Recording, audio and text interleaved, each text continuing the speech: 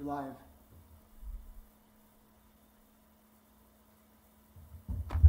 You're live.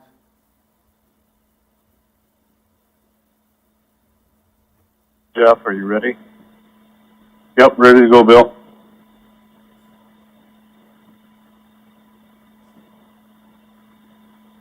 For some reason I'm unable to share the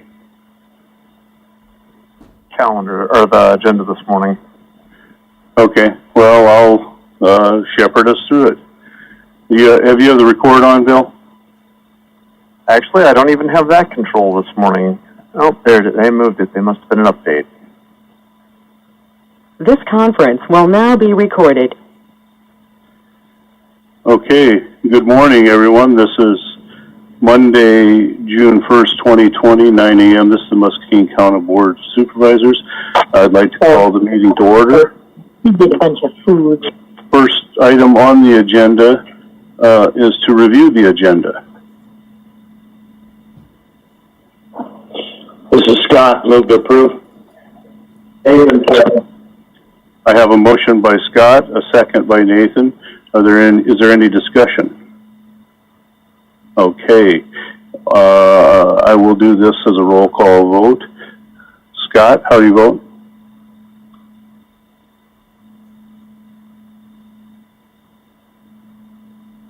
Scott, looks like you're muted. There you go. Aye. Nathan?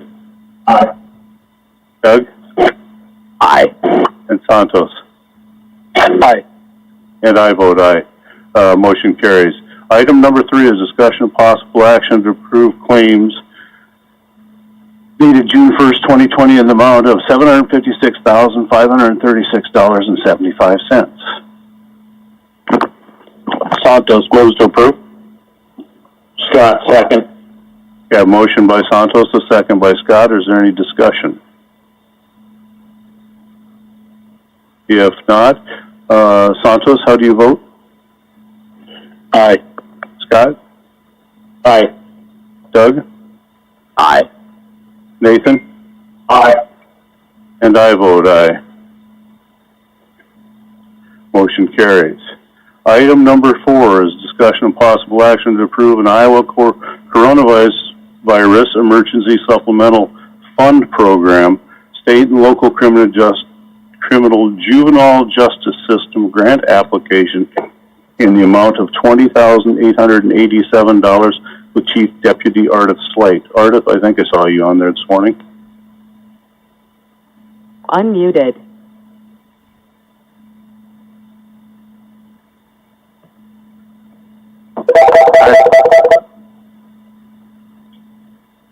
Okay, I'm not picking up anything from Ardith. Yeah, good. Can you hear me now? Yep. Okay. Muted. Thanks so much. I know a couple of weeks ago, part of the board meeting, attorneys were concerned about the ability to obtain signatures from inmates from the jail without practicing social distancing, and so that was just the first matter. Shortly after that, the state came out with this grant for emergency supplemental funding in regards to the corona. So we put together a grant proposal that is in front of you this morning. This is going to have equipment in it specifically for the jail, specifically for inmates.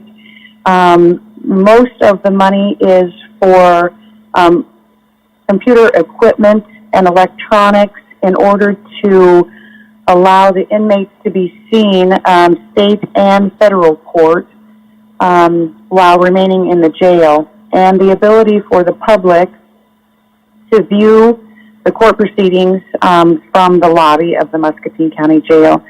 The grant also has in it some additional equipment for signage because during the shutdown of our lobby, we have had several people leave the lobby just because they couldn't figure out how to get in touch with us, and so the other measures in the grant will allow for us to have better communication with the public when and if our lobby is closed again or remains closed for some time. There is also some medical equipment stations that will allow for equipment to be placed throughout the jail to make it easier to detect any symptoms or to monitor inmates as they come in and throughout the building so that we make sure that the good luck that we've had or the skill that we've had to keep corona out of the jail remains status quo. I think that's about the big pieces of this. It is due this afternoon at 4 o'clock, and then it will be reviewed, and we should know, I think, within a month or so if this equipment has been approved. And if you have any questions, I will try to answer them. Thank you, Ardith. Are there any questions?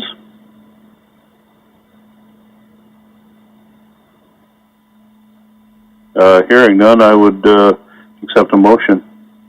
This is Santos. I'll make a motion to approve. This is Scott. Okay, I have a motion by Santos, a second by Nathan. Any further discussion? Santos, how do you vote? Aye. Nathan? Aye. Doug? Aye. Scott? Aye. And I vote aye. Motion carries. Thank you, everyone. Thank you. Item number 5 are items with the county engineer, Keith White. 5A is discussion and possible action to approve various utility permits. Yeah, good morning. We have one utility permit this morning. It is from the Hickory Hills Homeowners Association. It's for a 6-inch private water main on G28, basically relocated due to our relocation on Band Egg Hill there. So it's about a little less than 650 feet going from just east of Burlington Road up the hill to the pumping station. That's what we have.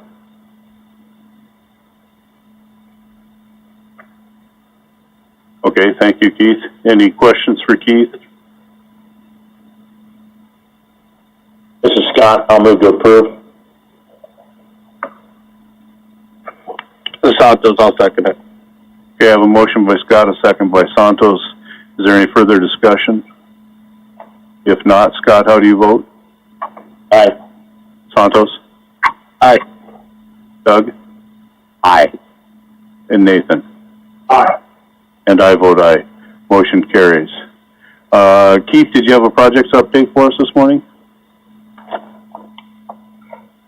I do. Just making sure I was unmuted here. D28, the paving started last week.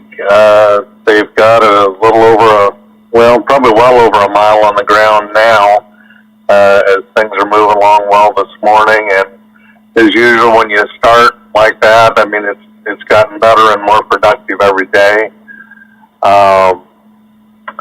So they are paved from Independence past Jasper and headed down the road this morning. Up on Old Highway 6 or F58, Haggard has been up there replacing culverts, and they have hot mix asphalt patching to start this week, again, weather permitting.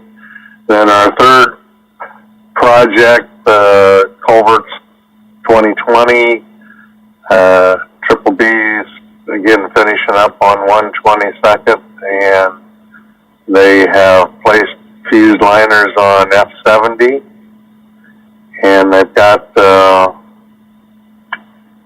little more to go, but that's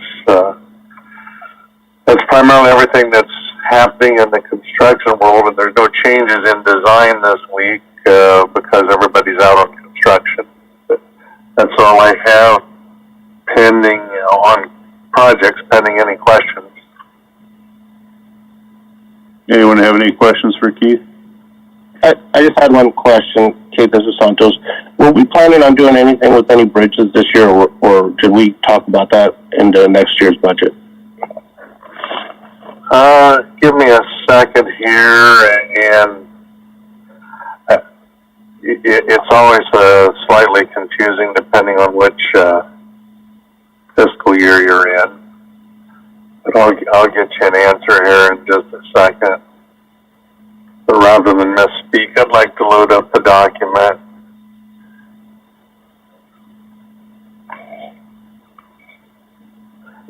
And while we're waiting on that, the only other item I was going to report is we did take delivery at the end of the week there of a new motor grader, which isn't quite in service yet as we get a radio installed and all those necessary things to put it on the road. But one arrived, one went away. Good. And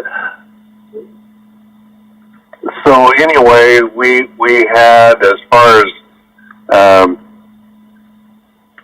bridges this year, we have the one out on Douglas north of Nichols, which has not been let yet, so I look for that to be probably a late this calendar letting, so construction in 21, but probably still in this fiscal year. We have the one on the county line south of Walcott that is actually a Scott County project, and I can't tell you quite where that stands, but that is scheduled for this year also. And then we have another bridge of ours on York just west of Walcott, which I'm not going to say when we get the letting on that because we have not done design on that yet. So that's the three potential bridge projects, and I'm confident two of them will happen this fiscal year, but the third one can't say. And some of that, frankly, will depend as we look at how big of a dip we take in the funding. Right now, the DOT tells us they don't have enough data to forecast yet on how big of a hit funding may have taken. There's really two things impacting that funding. It's both the tax at the pump and then the tax on new vehicles, which new vehicle sales have been very slow. So maybe soon we'll have an update on that, but it might be a month before we have an update on that.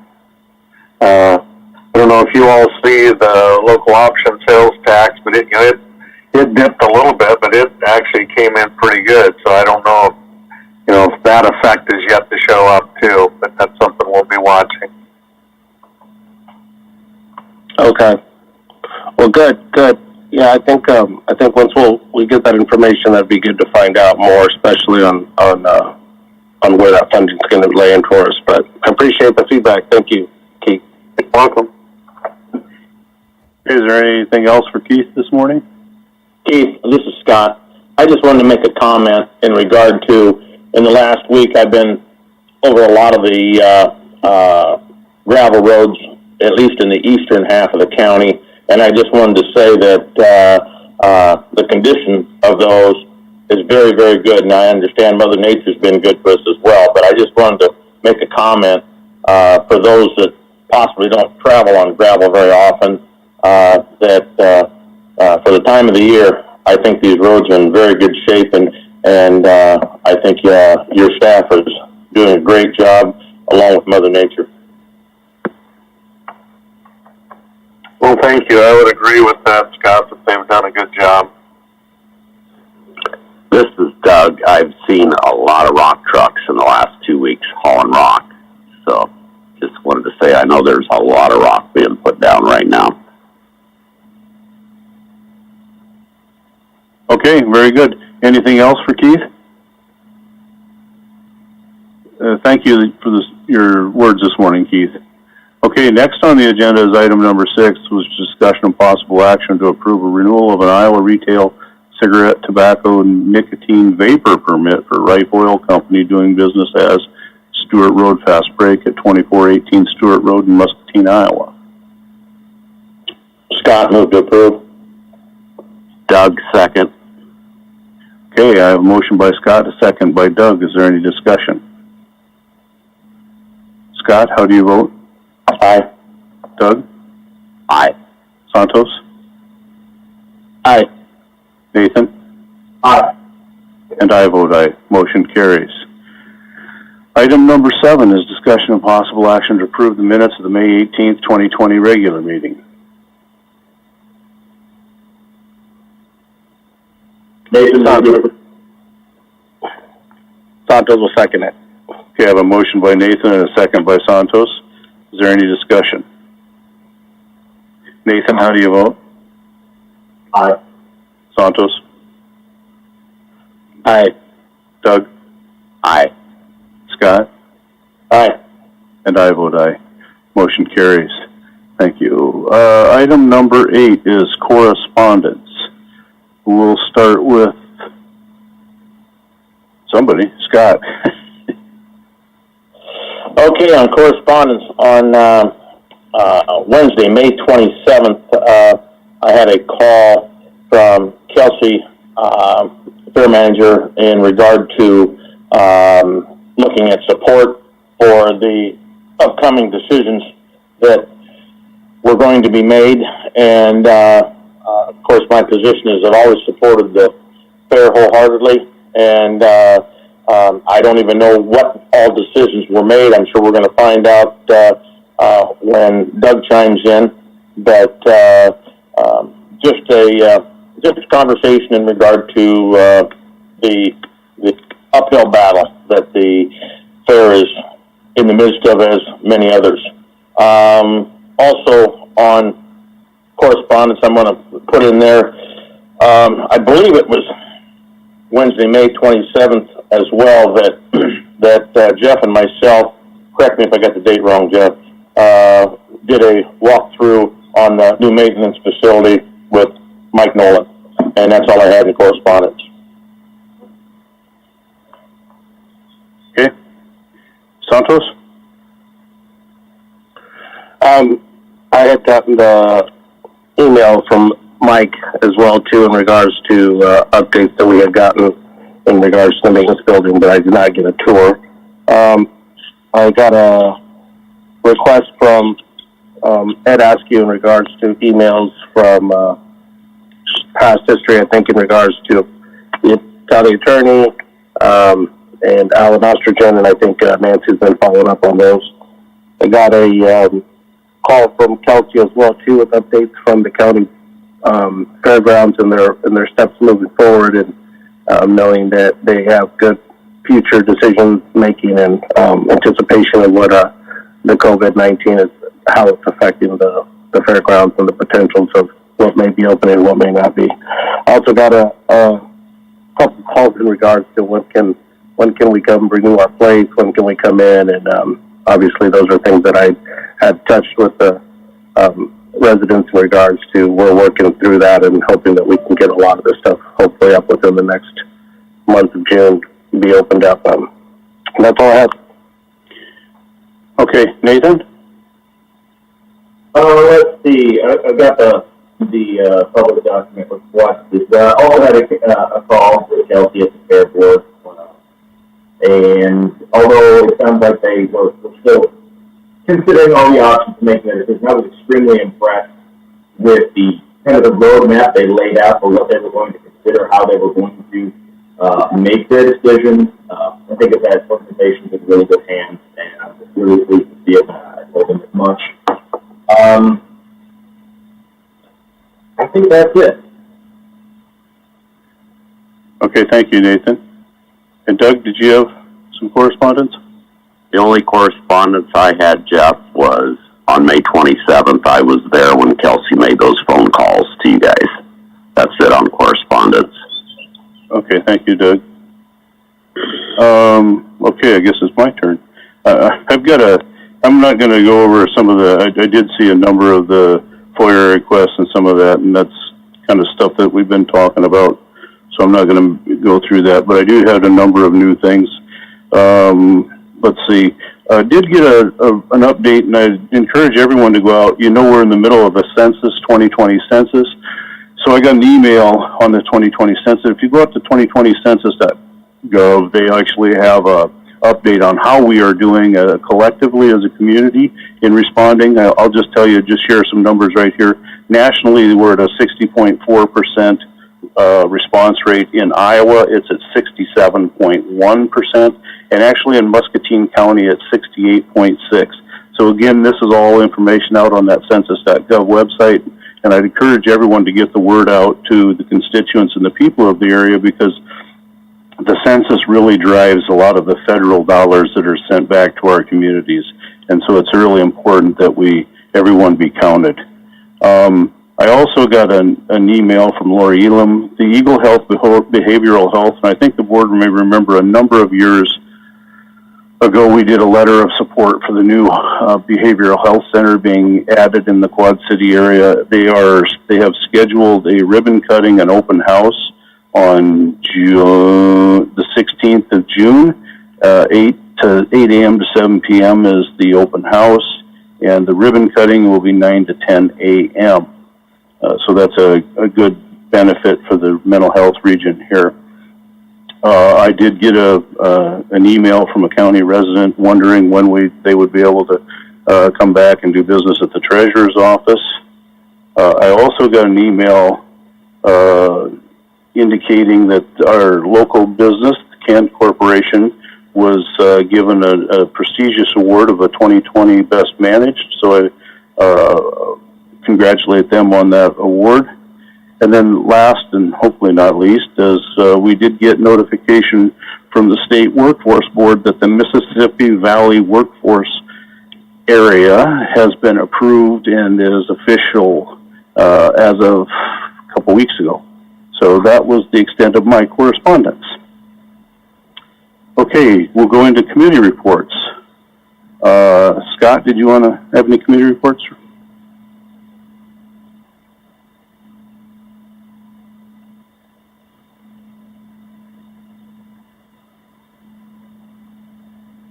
Scott, are you still with us? Looks like you might be muted. There you are. All right, I got to figure out how to run this, but we're doing good. On Monday, May 18th, Conservation Board, and we actually met in person on this one. And probably the biggest thing we talked about was they were beginning to drill a well down at Deep Lakes Park for the cabins. I've not talked to Kurt. I'm assuming that project is complete in that regard, but that's good movement going forward.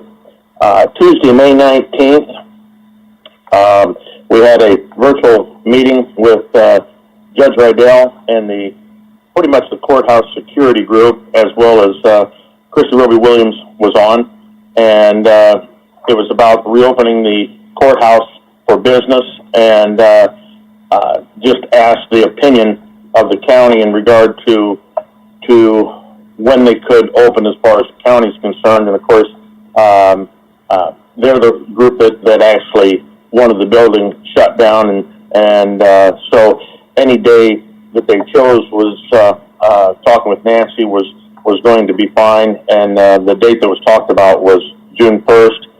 Not sure where that's at currently. Wednesday, May 20th,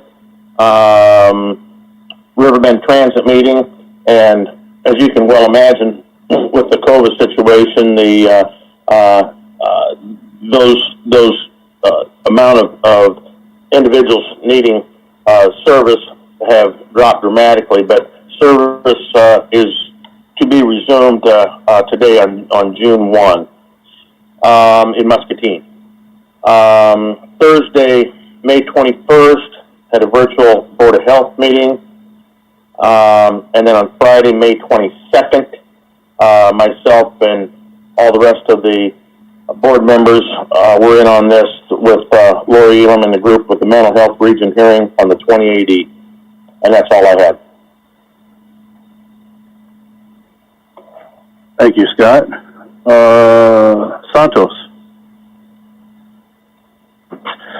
So I'll start out with the 22nd. I have the one that we just had about the 2080 with David Palmer and Lori Elam on the with the mental health board. On May 27th, we had by state. All of these were electronic.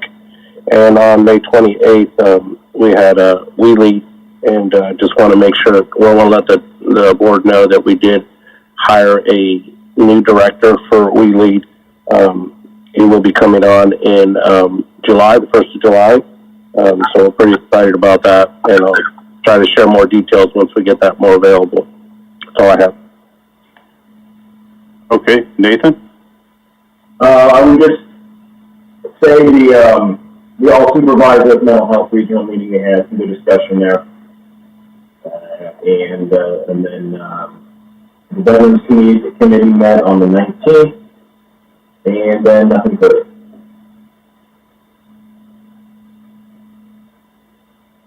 Was that it, Nathan? Yeah. Okay, you tailed off a bit on me there, I'm sorry. Okay, Doug? On May 18th, we had a fair board meeting at 7 o'clock. That was virtual. On May 25th, we had a virtual fair board meeting at 8 o'clock at night. May 30th, we had a fair board meeting, and I believe that one was at 7 o'clock. And then, the May 30th one was an actual meeting. We met at the fairgrounds at 9 o'clock in the morning. And then May 27th, it was a Wednesday at 5 o'clock we met. And we have, so far, tentatively, we are starting racing June 14th, and that is a Sunday night. And that will be the MLR late model race. And then on May 22nd with the mental health region at 10 o'clock. And that's all I had, Jeff. Thank you, Doug. Excuse me, Jeff, this is Leslie. Doug, can you tell me your fair board meeting? I thought I heard 3, but then I found 4 states on this, so how many were there? We had, let's see, the 18th, the 25th, the 30th, and also on the 27th. Okay, so which one was not the virtual one? Which one was virtual? All of them were virtual except for the 27th and the 30th, and those were actual meetings. Got it. Thank you. You're welcome. Okay, thank you, Doug. Okay, myself, on the 18th, I had the Eastern Iowa Mental Health Region. These were all virtual meetings for me, Leslie. On the 22nd, we had the all Supervisors Eastern Iowa Mental Health Region meeting as well. A number of you attended. I think all of you attended, actually. Then on Tuesday, the 26th, I had the conference call with the Bi-State Finance Committee. On the 27th, we had the Bi-State Commission. And on the 27th, I also had the EOC Commission. The EOC has gone to a bi-weekly meeting. One of the things I did want to note for the board on the Bi-State, and then also for members of the media that might be on, or the community members, is the EDA, which is the Economic Development Authority, a federal authority. The commission approved for the Bi-State Commission to apply for a grant. The EDA is offering about $2.5 million, so it would get split between the Scott and, or I'll call it the Quad City MPA area, and the Mercer Muscatine RLF funds, which those that aren't familiar with them, there's a revolving loan funds that are established, and they're giving some grant funds available. There will be no local match required. They're also going to they're going to reduce some of the requirements for these. So this is an outstanding opportunity for businesses that need funding or looking for some bridge funding for expansion and growth. So we will be applying for those. It looks very positive to them, and those would be July 1. The challenge is, as many remember, back in 2000, I believe it was 8 or 9, when the original Mercer Muscatine RLF fund was created, there was about an $800,000 grant, but we were not able to get enough qualified projects into it quickly enough, so they clawed back probably more than half of that money. So if we run that risk in this again, the money has to be extended very quickly. So anyone that knows of businesses, I have spoken with the city of Muscatine because I know they did a loan program and they had more requirements or need than they could fulfill. So I've made sure that I let the mayor know and I let the city administrator know. So hopefully if people have applications ready to go when this gets available in July, that we might be able to get some help to our local businesses. So that was it for me. Next on the agenda are items with the administration office. Item number 10A is discussion of possible action to approve resolution 0601-2001 transferring funds from the building maintenance fund and maintenance and repair fund to the capital projects fund. Nancy, did you want to speak to that or anyone? Jeff, this is Sherry. Thank you, Sherry. These are dollars we're moving into the capital projects fund to replace the roof at the jail that we talked about at budget time, that instead of waiting until next fiscal year to do that, and we were using money that we had set aside for maintenance to do that roof repair now because we're seeing significant leaks. So. Okay, good. Are there questions on this?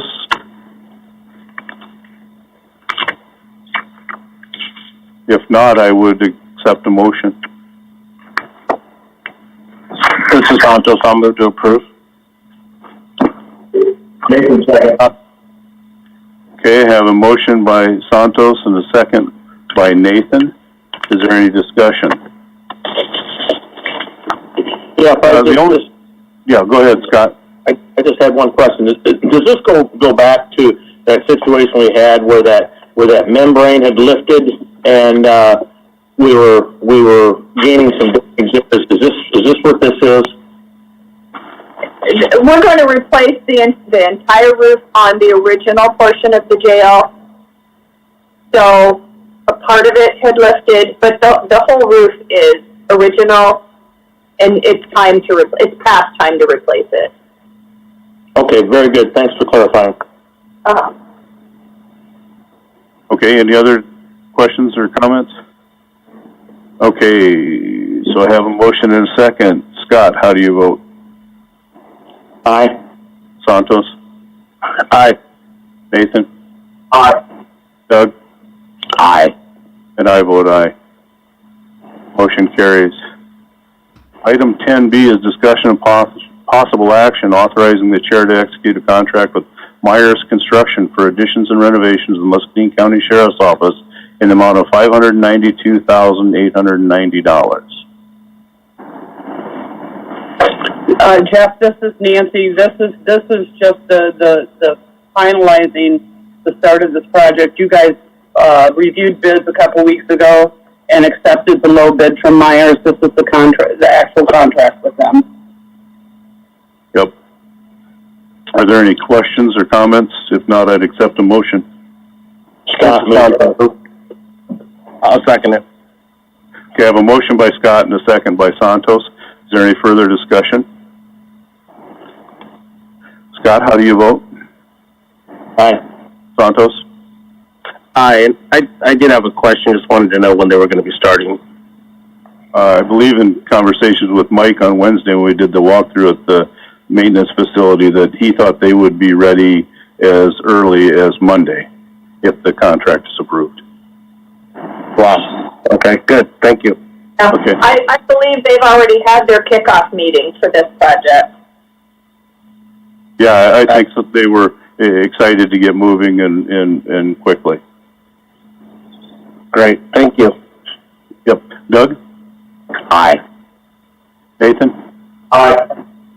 And I vote aye. Motion carries. Okay, item number C is discussion and possible action to accept a quote from Johnson Controls for the fire alarm devices for the Sheriff's Office in the amount of $10,031.76. Jeff, this is for the new addition and the existing portion of the Sheriff's Office.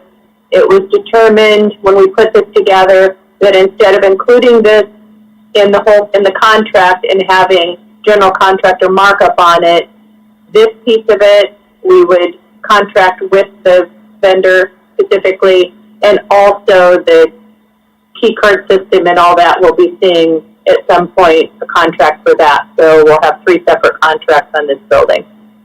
And Sherry, if I'm not mistaken, this is the vendor that we have in all of our facilities now. We've kind of consolidated all of our service contracts as it relates to fire and protection.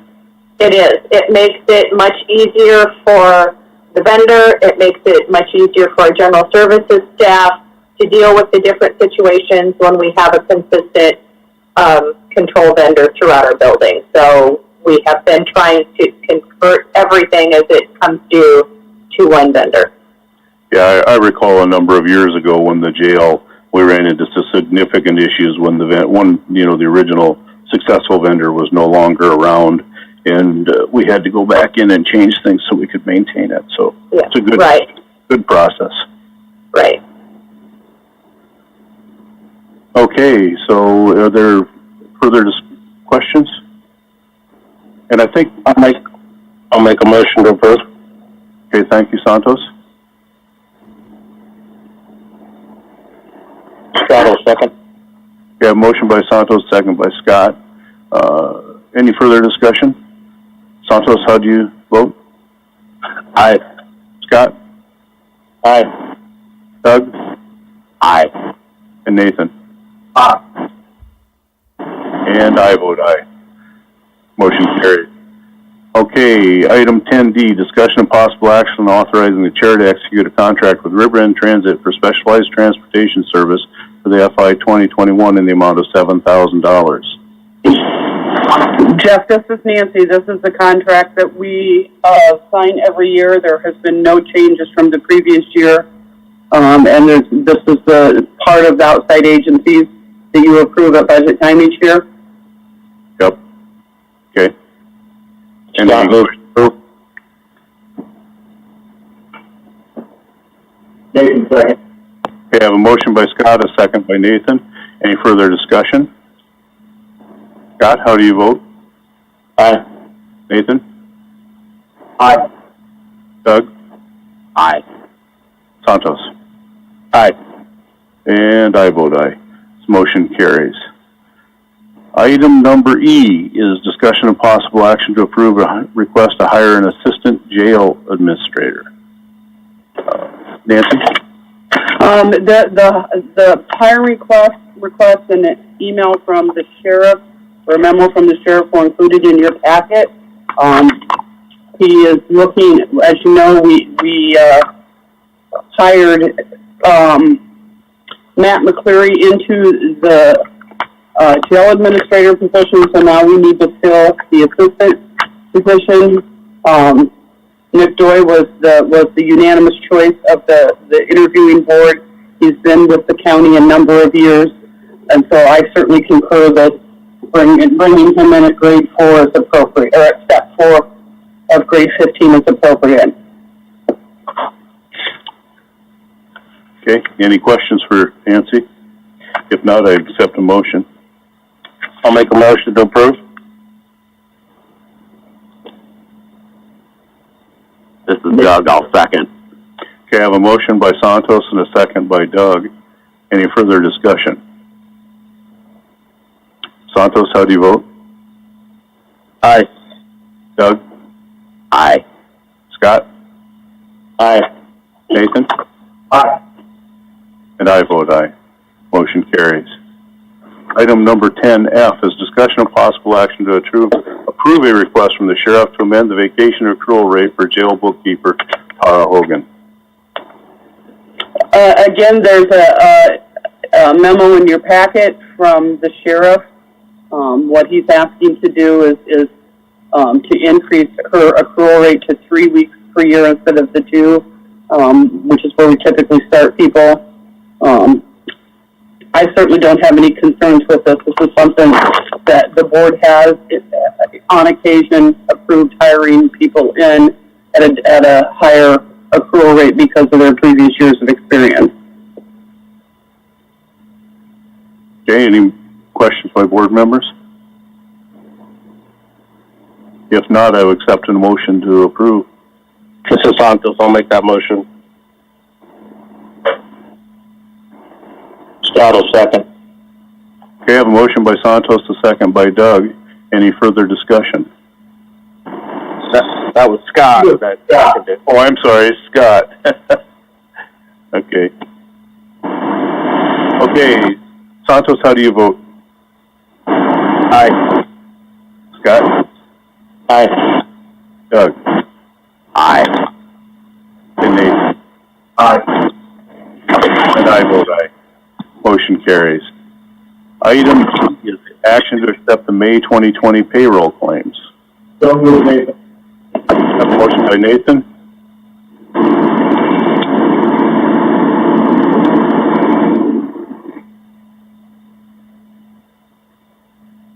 This is Doug. I'll second. I have a motion by Nathan, a second by Doug.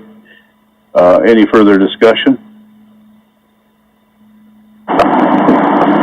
Nathan, how do you vote? Aye. Doug? Aye. Scott? Aye. Santos? Aye. And I vote aye. Motion carried. Nancy, did you have anything else for the board this morning? I do not. Okay. Next item on the agenda is item number 11, is a COVID-19 update and then discussion and possible decision regarding a timeline for opening county buildings to the public. I'll start off on this a little bit. I mean, Christy, are you on? I think Christy Roby Williams was on the line. Correct, Nancy? I don't know if she is or not. Hang on, I'll look. I don't see her listed. Okay. Well, as everyone's aware that the state has begun to lift restrictions on public facilities and public gatherings, and I thought it was time to put this on for discussion. We are starting to get numerous people call and correspond with us asking about what our plans are. I have spoken with a number of the counties bordering us, and there's a kind of a mixed bag of how they're going about it, but generally speaking, it looks like most counties will be planning to have most of their access up and open to the public somewhere on or about this middle of June. So I open this up for discussion by board members and anyone, any county department managers. I think Amy said she was planning to dial in this morning and talk. I think it's important that we think about it. And Nancy, do you have an update on where we are on Unmuted. like protections and PPE and things like that? We have received 300 masks, so we certainly have masks available for all of the departments that want them. Since at this point the board has not given any directive about whether they're going to be required or optional. I know the Treasurer's Office has some of their shields up, and I think they're planning to order more. Assessors have theirs, auditors have theirs. Do we know about community services? Community services has theirs. The last I heard, the recorder had not ordered hers yet. Leslie, you've actually, with your early voting, you've been open for a bit, correct? That's correct. And how have things gone from your perspective? They've gone very well for us. We have not had a lot of activity. We've maybe had, in the last week, 10 people a day come in, not necessarily vote somewhere to fix errors with their, because they forgot to sign their envelope or something. But everybody's come in very cognizant of following our signage and maintaining their social distancing. We haven't had any issues with it. Okay, thank you, Leslie.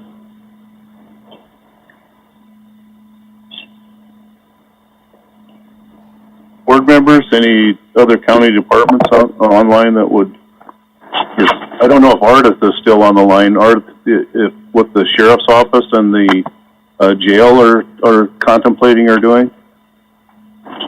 I am on the line. Can you hear me? Yes. Our plan was to kind of reopen and start serving papers again and allowing our guys to go out and do some proactive law enforcement. And our date is June 8th. A memo will be sent out to all of them today to make sure that we're ready to do that again on June 8th. Thank you. But that doesn't mean that the jail is going to reopen as it was as far as taking inmates. There will still be pretty strict guidelines as far as screening incoming inmates because that's a confined facility, and just like any long-term care facility, we need to be extra careful about what goes in. We already have staff in and out every day, but we certainly don't need inmates who may have symptoms of COVID-19. Yep, I agree 100%. Thank you. Some of our other, Eric, I don't know if Eric and Keith, I know you guys have generally some pretty significant public interaction. Have you had discussions, or where are you at on the process? This is Eric. We are, as you know, still closed to the public, just awaiting a board decision on county buildings in general. We do not have anything in place as far as plexiglass screening. We just continue to evaluate how things go. We've kind of seen a change and have been able to adapt to more building plans and reviews being submitted electronically. But again, we'll review those decisions. The biggest thing for me is Board of Adjustment and Zoning Commission meetings. We have one coming this Friday, and so we are going to go forward with a go-to-meeting platform on that. This will be the first one since buildings were locked down. We did not hold either of those two board meetings the last couple months, but we have to move forward with those. So it will be electronic, regardless of the board's decision today, just because we wouldn't have time to change the venue and notify everybody. Thank you, Eric. This is Keith. Really Eric's office is the one that has most of the foot traffic, so, I think they've been dealing with that all right. The folks that we need to interact with, we seem to not have any issues with having the door locked. And, as you know, I should do the survey what other county road departments were doing. Out of 50 responses,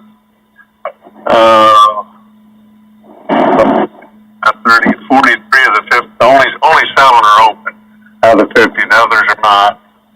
Some of them are indicating they were close to getting open, and same thing, requiring PPE for the staff or the public. 3 out of 4 are a no. They do not require that. So that's just informational. But we're getting along fine as we are, and I'll say kind of like Eric, waiting. Soon we'll probably open when the board says you're opening everything else.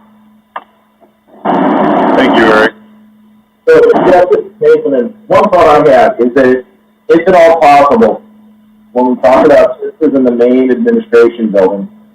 I guess it would make sense to me if they all opened the same day, whatever that happens to be, because it's going to be not much point to have one office open and one office closed. We're going to get a lot of foot traffic in there. People are going to be confused. That's going to make them linger. So you're probably actually increasing exposure rates if you don't do it in a coordinated way. So I don't have a strong feeling as to when, and I certainly like public health input on that, but in terms of when we actually do it, I think it should be coordinated. Thank you, Nathan.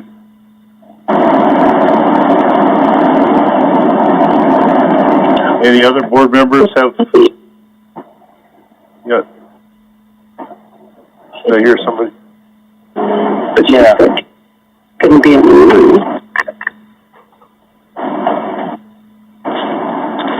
Jeff, is Amy on the line? Do we know? I don't know. She had indicated she was going to call in this morning, but I haven't heard her speak up. Hello? Yeah. This is Amy. Hi, Amy. Can you hear me? Yeah. Sorry. Yeah, we are taking care of customers and getting things done. Of course, there's always some transactions that would be easier to do in person, and you know, we realize that there are things that people are waiting to do. The governor extended the proclamation, so there's no interest penalty until the end of June, or June 26th. We would be looking at opening, but I think in our office it would be easier if we could at least start with appointments, and not just unlock the door, because we don't really have a way to control the lines and the crowd. And, you know, we know when we do announce that we're open, we're going to get the line. Yeah, I think that would be one of my concerns is for everybody to think about is, you know, I think the public health recommendation still is social distancing, and even if you look at some of the more public venues, they're requesting you limit your access to 50% occupancy, and so that I think would be a bit difficult in our facility, in the main facility where we get a lot of foot traffic at the administration building. Other board members were in other. Is Sarah on the line or?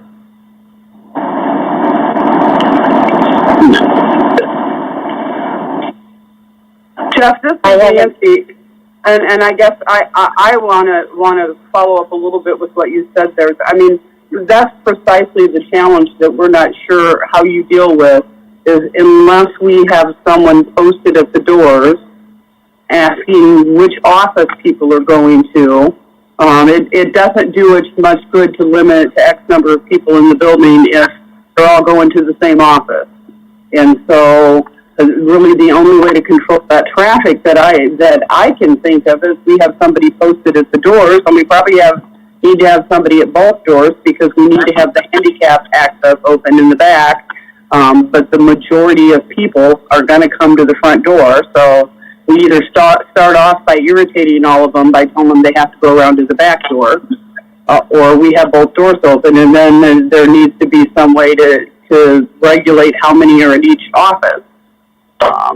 And I'm not sure how we do that. My office certainly doesn't have the staff to provide that door function, and I don't know that any of the other offices have staff that they're willing to assign to those duties.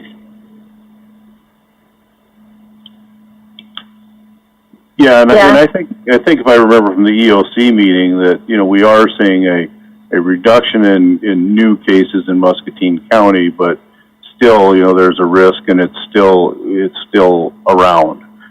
So we have not seen the great reduction that we'd all hoped to see by now. Leslie, is that you? No, I Okay. wasn't. I thought I heard somebody trying to chime in there. Was it Amy.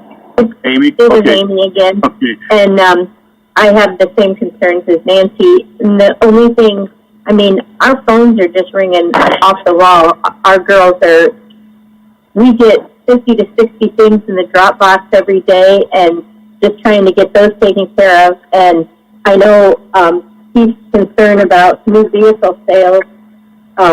I think I sent out my email, and people are still buying vehicles. We're getting deals in the mail every day, and year to date, our transaction numbers and dollars are only down by 5% compared to last year. So business is still going on, and we can put up the shields and put up the social distancing floor patches, but yeah, we just don't have any way of controlling the people coming in the door and where do they wait in line unless we, and that's why I suggested maybe each office make their own appointments and then they have to go and open the door for their person and then, you know, escort them out and we keep the door locked. But if we don't have somebody stationed at the door, because we certainly don't have the staff to give up for that too.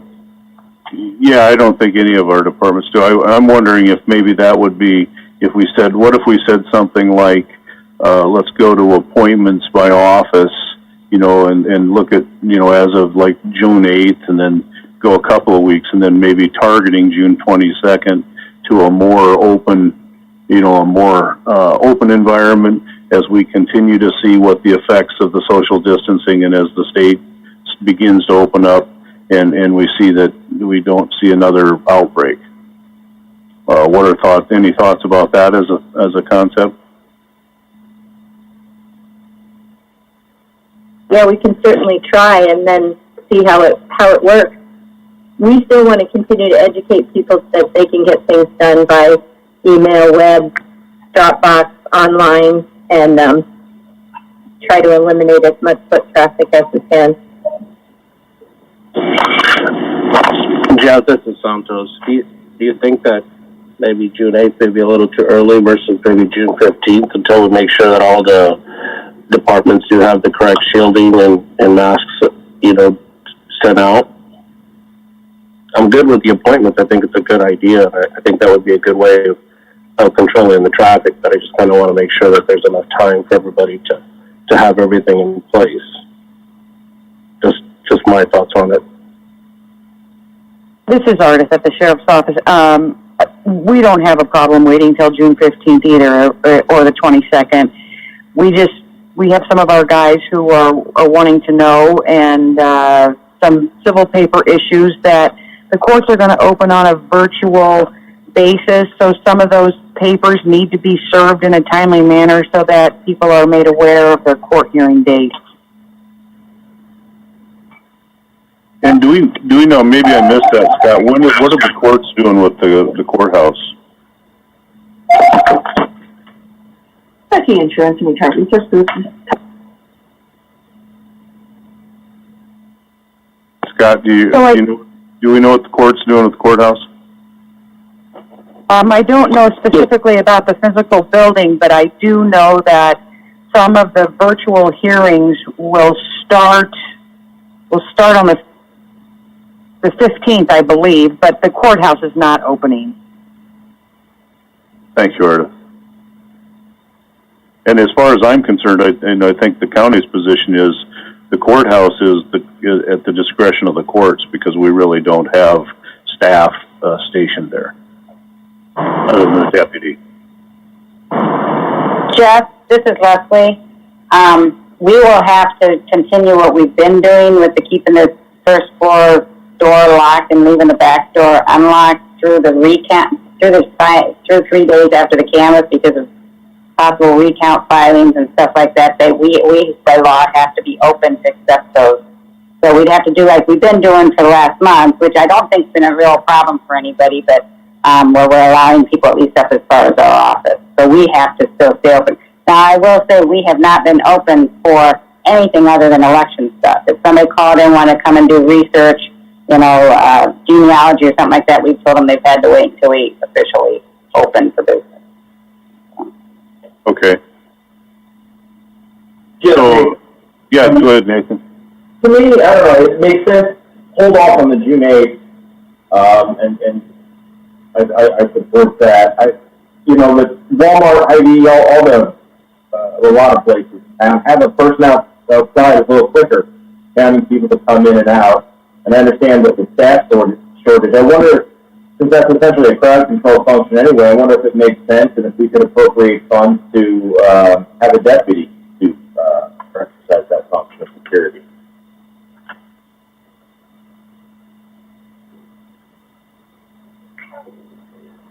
But then that deputy would have to work like a secretary to try to keep track of how many people are in each office and where they, I mean, I don't know. I don't know if they'd be willing to do that. I understand that. And they don't necessarily have to keep track off. You can just have a maximum number of people in the building, because even if you do it by office, you're going to have people passing by other offices, you know, so they got to pass by treasurer. So to me, a total building count as opposed to a department. But I understand your point about, you know, not necessarily being willing to stand over the clicker. Yeah.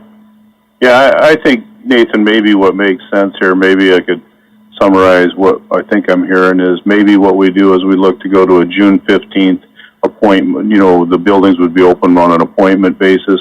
Call the office, make an appointment, and then each individual office can control how many people they feel that they can handle successfully. And then we really don't necessarily have an end date in mind, but we could, you know, have a tentative goal to have everything opened up by the end of June.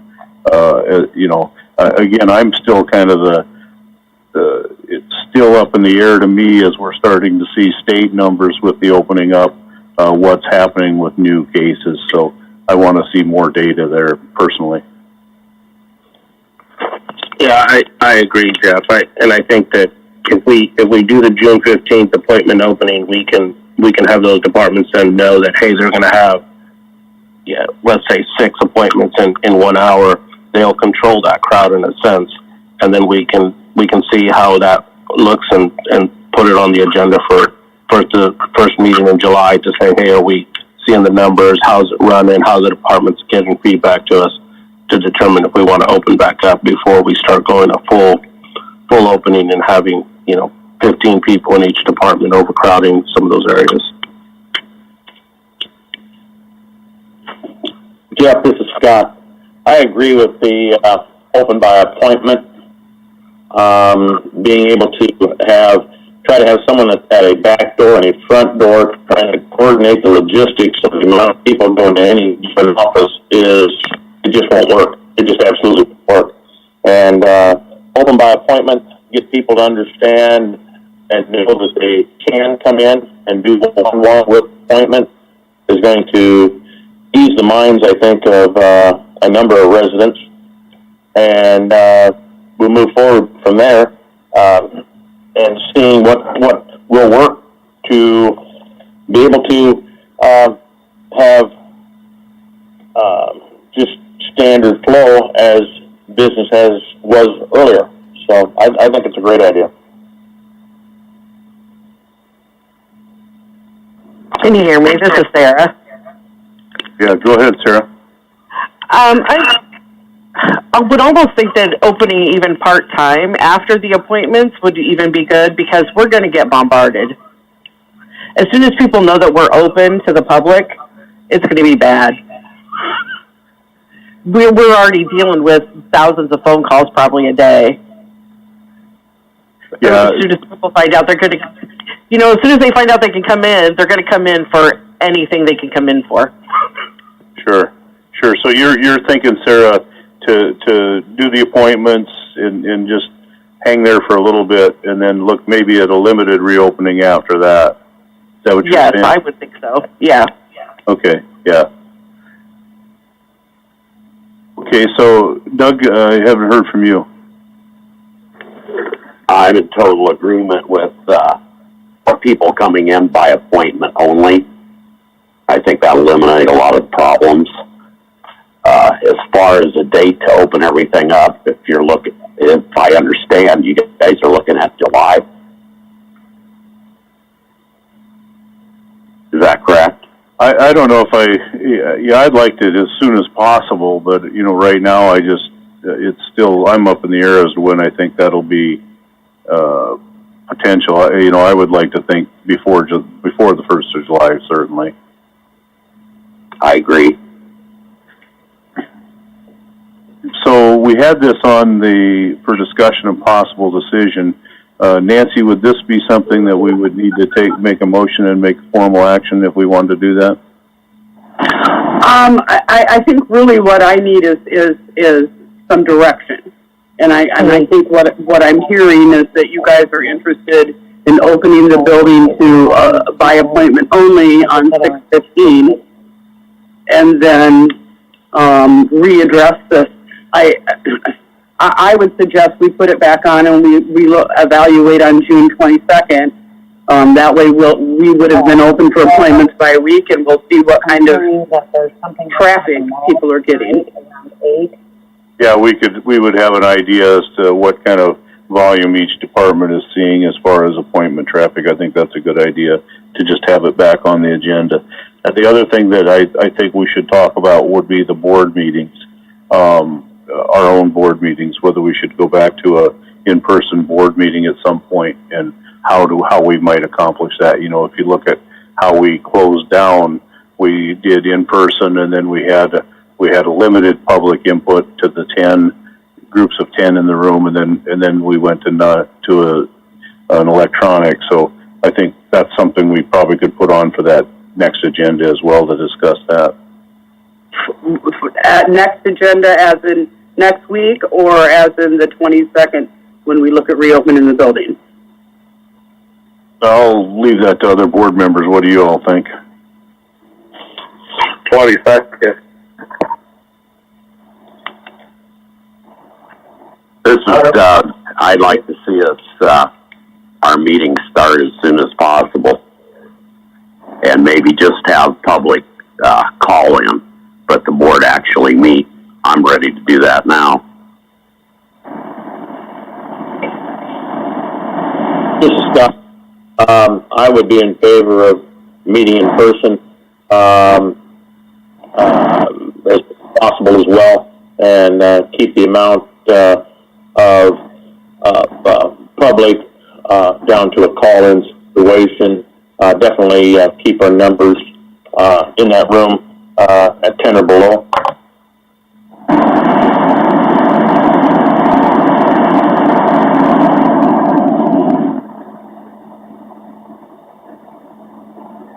Okay, I haven't, Nathan?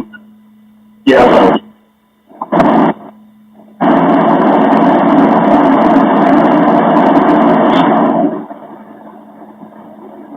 Go ahead. Yeah, go ahead, Nathan. I'm sorry, Nick, I got cut off. I said I'm fine with that. Okay, so do we have a consensus on? I think Santos was the 22nd. Scott and Doug were tomorrow. Nathan was okay with either. I personally would like to get back to in-person meetings as soon as we feel it's safe. I think it worked reasonably well when we limited access to the board meeting time. We could treat it as an appointment. Nancy, what's your opinion? I see no reason why we can't go back to in-person meetings next Monday, with the stipulation that we keep 10 people in the room, and that any public that wants input has to do so via telephone. And the last time we did that, we had some technology issues. Bill, do we feel that we can do that and get adequate input to the public? We should be better off now. We did install a conference phone in the room as opposed to just using a standard desk phone, but we haven't really had a way of testing that since we haven't had a meeting since installing that. Well, maybe this is something that we're going to need to do. So, do we have a consensus on this that we'll go back to a in-person meeting next Monday, the 8th, for the board with public call-in for comments?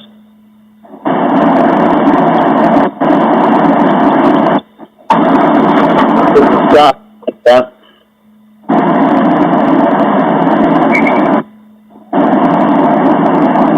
Anything works for me?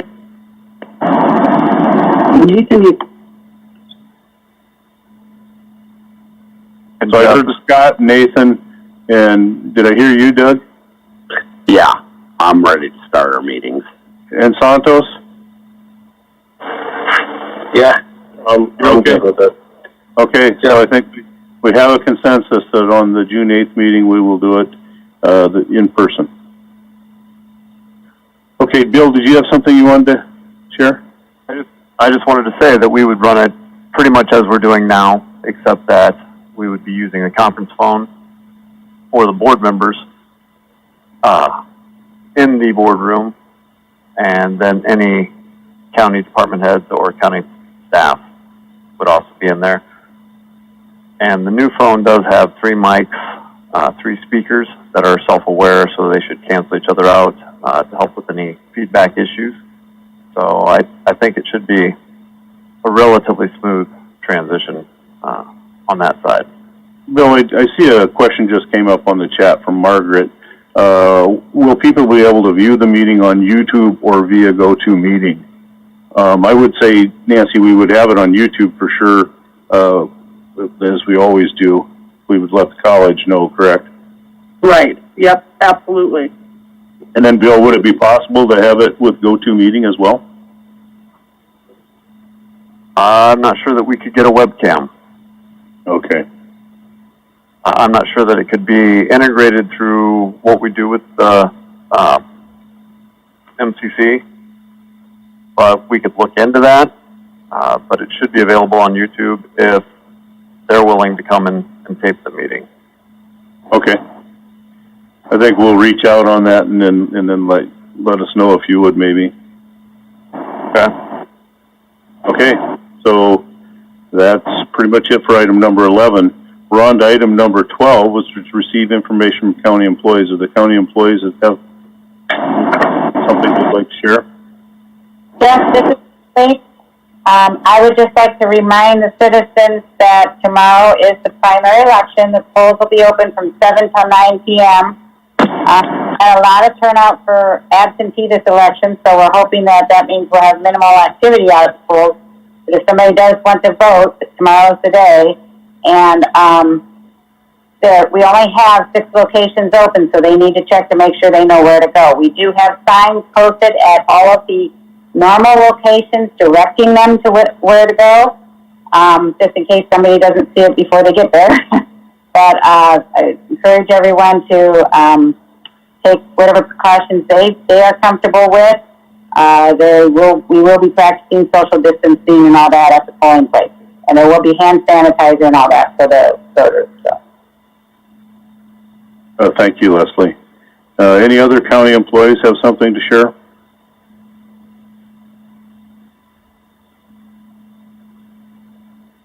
Okay, hearing none. The next item was item 13, is receive comments from the public. I did have one individual, Mr. Askew, that indicated he would like to speak to the board this morning. So, Ed, if you're online, could you... Yes, can you hear me? I can hear you, thank you. All righty. First question is for Mr. Sorensen, Mr. Sauer, Mr. Mather, and Mr. Salcido. And Nancy, you can chime in. But I received an email here on Friday afternoon from Nancy outlining what has been done on my public information request, the first 3. But there was something I found interesting, is there is a supervisor who is using an outside third-party legal counsel to review the documents before they're being released to me. So, will the supervisor doing that please identify himself and tell me who is the legal counsel? Ed, this is Nancy Schreiber, and I can tell you that the questions that you emailed back regarding my response to you, those are all going to be answered from our county attorney sometime yet today. Okay, all right. Now, here's another question for you, Nancy. Since you've taken electronic files and then printed them out, so that's a laser copier, paper, staff time, is that so you can manually redact that paper? That was the printing out was done by the county attorney so that he could review all the documents and make sure that there was nothing in there that was not subject to the open records request. So they will be redacted, is what you're saying, or could be redacted. They could be. I can't speak on whether the county attorney found anything or not. All righty. Now, This is just to give you an update on future public information requests. Mr. Mather, I'm going to ask for your additional emails from the date I sent in my first public information to the date you started using a county email account again. Second thing, just to let you know, I'm going to put in a public information request requesting the start date and end date for the 4 supervisors that were utilizing public emails. When did you start using private emails, and when did you stop using private emails? So that will be another request. So that's just to give you an update. Thank you. Okay, is there anyone else wishing to make comments to the board?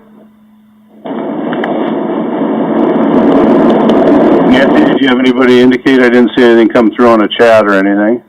Nope, I haven't seen anybody else who's indicated they want to speak. Okay.